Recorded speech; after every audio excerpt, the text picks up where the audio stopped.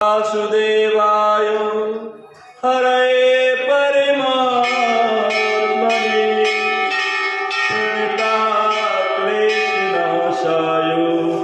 गोविन्दाय नमो नमः। गोविन्दाय नमो नमः।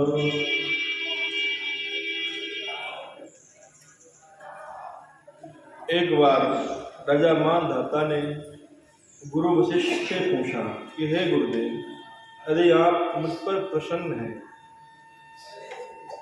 तो किसी व्रत का विधान कहो जिससे मेरा कुछ कल्याण हो। ध्यान दें, ये जो बता हम आपको बताने जा रहे हैं ये ब्रह्मांड पुराण की कथा है। वशिष्ठ जी ने कहा कि हे नृप, सब व्रतों में उत्तम और अंत में मोक्ष प्रदान करने वाला है आमल की एकादशी का व्रत है। सो बात तुमसे कहता हूँ, सो ध्यान से सुनो। आज कौन सी एकादशी है? आमल की एकादशी। फाल्गुन मास में शुक्ल पक्ष की एकादशी का नाम ही आमल कहा जाता है। इस व्रत के करने से समस्त पाप नष्ट हो जाते हैं।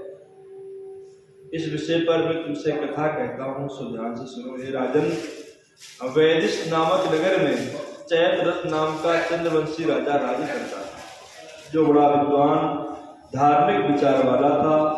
उस नगर में सदैव वेद ध्वनि गूंजती रहने के कारण वहाँ कोई भी पापी था ही नहीं, ना ही कोई दुराचारी था, ना नास्तिक था, ना दरिद्री थे और ना ही वहाँ पर लोग कंजूस थे। वहाँ की प्रजाजन वृद्ध, वयस्क, बालक आदि सभी एकादशी का व्रत किया करते थे।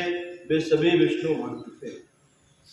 एक समय फाल्गुन महीने के शुक्ल पक्ष की आमल की एकादशी को राजा तथा समस्त प्रजा ने हर्ष सहित एकादशी का व्रत किया। राजा ने प्रजाजनों के साथ मंदिर में जाकर पूर्ण कुंभ स्थापित किया और धूप दीप नैवेद्य आदि से भगवान की पूजा की। पूजा करते समय वह इस प्रकार कहने लगे, हे धात्री, तुम ब्रह्मा जी द्वारा उत्पन्न हो, तुम ब्रह्म स्वरूपा हो। हे देवी, तुम समस्त पापों को नष्ट करने वाली हो। तुमको बारंबार नमस्कार करता हूँ। अब तुम मेरा यह अर्घ्य स्वीकार करो। उस देवगृह में सबने रात्रि को जागरण किया।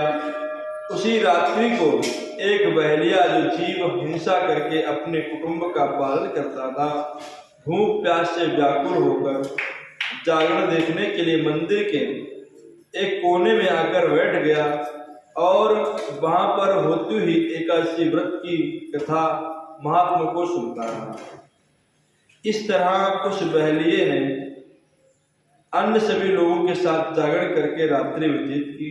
प्रातःकाल जब सब लोग अपने अपने घर को चले गए तो वह बहलिया भी अपने घर को चला गया और घर आकर उसने भोजन किया। कुछ काल बीतने के पश्चात उस बहलिया की मृत्यु हुई। उसने उस आमल की एकादशी के व्रत तथा जागरण के प्रभाव से राजा विदुरथ के घर में जन्म लिया। उसका नाम वसुरथ रखा गया। जब वह बड़ा हुआ तो धन धान्य से युक्त होकर के चतुरंगिनी सेना के साथ 10,000 गांवों का पालन करने लगा। वह तेज में सूर्य के समान, कांति में चंद्रमा जैसा, वीरता में विष्णु भगवान के तुल्य, क्षमा में पृथ्वी के समान था। वह विष्णु भक्त, सत्यवादी, कर्मवीर और अत्यंत धार्मिक था।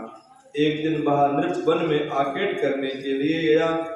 देव योग से वह मार्ग को भटक गया और दिशा का ज्ञान न होने के कारण उसी वन में एक वृक्ष के नीचे सो गया। उसी समय वहां पर कुछ पहाड़ी मलेच्छ आए। वह राजा को मारो मारो शब्द कहकर मारने के लिए टूट पड़े। वे राजा को अकेला देखकर कहने लगे, इस दुष्ट राजा ने हमारे माता पिता पुत्र पौत्र आदि संबंधियों को मारकर देश से निकाला है, अतः इसको अवश्य ही मार देना चाहिए। इस प्रकार कहकर वह मलेच्छ शस्त्रों से प्रहार करने लगे। मलेच्छों द्वारा चलाए हुए शस्त्र राजा के शरीर के पर पड़ते ही नष्ट हो जाते थे। मलेच्छों द्वारा छोड़े गए अस्त्र शस्त्र लौटकर उन्हीं पर प्रहार करने लगे, जिसके कारण वे मनुष्य स्वयं ही मूर्छित होकर के पृथ्वी पर गिर पड़े। उसी समय राजा के शरीर से अत्यंत सुंदर वस्त्र आभूषणों से अलंकृत अग्नि के समान लाल लाल आंखों वाली टेढ़े भ्रुकुटी किए हुए दूसरे काल के समान दिव्य स्त्री प्रकट हुई। उस स्त्री ने जब राजा सो रहा था उसी काल में समस्त मलेच्छों को मार डाला। राजा जब निद्रा से जगा तो उसने उन सब को मलेच्छों को मरा हुआ देखकर विचार किया कि इन शत्रुओं को मारने वाला कौन है। मेरा इस वन में ऐसा कौन हितैषी रहता है जिसने यह सब मारे हैं। जब वह राजा ऐसा विचार कर ही रहा था तभी आकाशवाणी हुई कि हे राजन, संसार में तेरी रक्षा श्री भगवान विष्णु के अतिरिक्त और कौन कर सकता है। उस आकाशवाणी को सुनकर वह राजा अपने नगर को वापस चला आया, सुखपूर्वक अपने राज्य करने लगा। महर्षि वशिष्ठ जी ने कहा कि राजा मानदाता, यह सब आमलकीय एकादशी का प्रभाव से हुआ। जो मनुष्य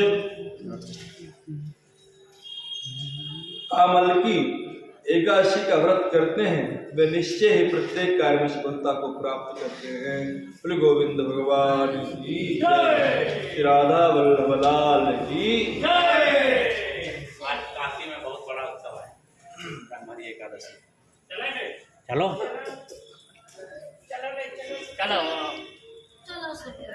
गोविंद मेरो है गोपाल मेरो है, गोविंद मेरो है गोपाल मेरो है, श्री बाके बिहारी नंदलाल मेरो है, श्री बाके नंदलाल मेरो है, गोविंद मेरो है गोपाल हे गिरधर तेरी आरती गाऊं, बाके बिहारी तेरी जय बिहारी तेरी आरती गाऊं। चरण जिसने सारी दुनिया तारी, जिसने सारी दुनिया तारी, उन चरणों में शीश नवाऊं, बाके बिहारी तेरी आरती गाऊं,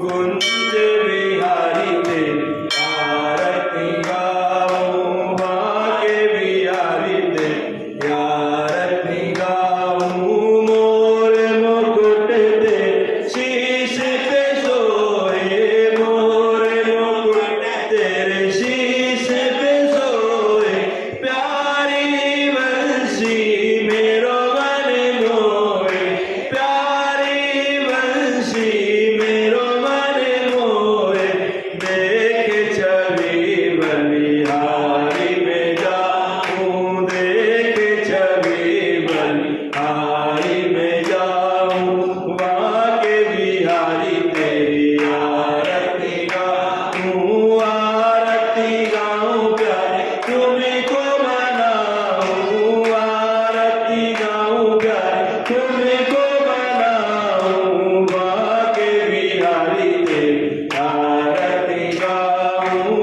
दास अनाथ के नाथ आप हो, दास अनाथ के नाथ आप हो, सुख दुख जीवन प्यारे साथ आप हो, सुख दुख जीवन प्यारे साथ आप हो।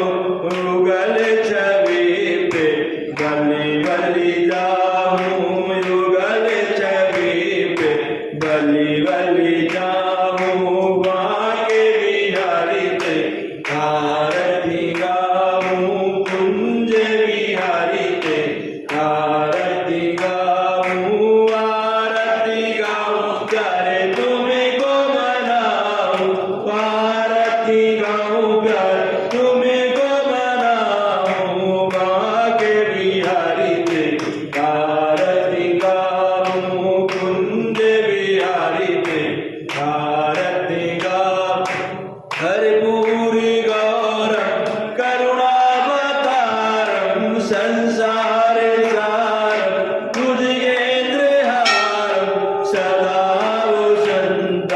हृदय